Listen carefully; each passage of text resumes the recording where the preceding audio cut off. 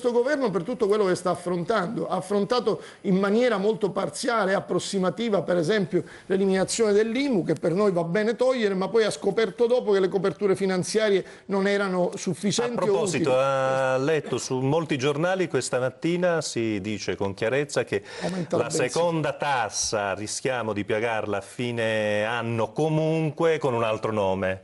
Sì, ma quello sì, ma si sa già, quando hanno detto togliamo l'IMU e poi mettiamo la service tax. Noi in Italia il tema è questo: quando ti tolgono una tassa te ne fanno anche un proclama, quando ti devono mettere una nuova tassa la chiamano in inglese, così la gente non capisce. Purtroppo poi la bolletta quando arriva in italiano e la gente se ne accorge. Il problema è proprio questo: il problema è che c'è un'approssimazione assoluta sulla spinta e il ricatto di una forza politica da una parte che tira in un certo modo, la PDL per questa vicenda dell'IMU, dall'altra parte per non far cadere il governo, che non ha senso far galleggiare a danno dei cittadini, si è pensato di creare coperture addirittura abbonando ai concessionari dei giochi le sanzioni. Morale della favola, oggi si scopre che questa copertura non c'è, anche la Corte dei Conti bacchetta il ministro Saccomanni. Dico francamente, ci sembra onestamente un'azione economica che non ha nessun supporto tecnico.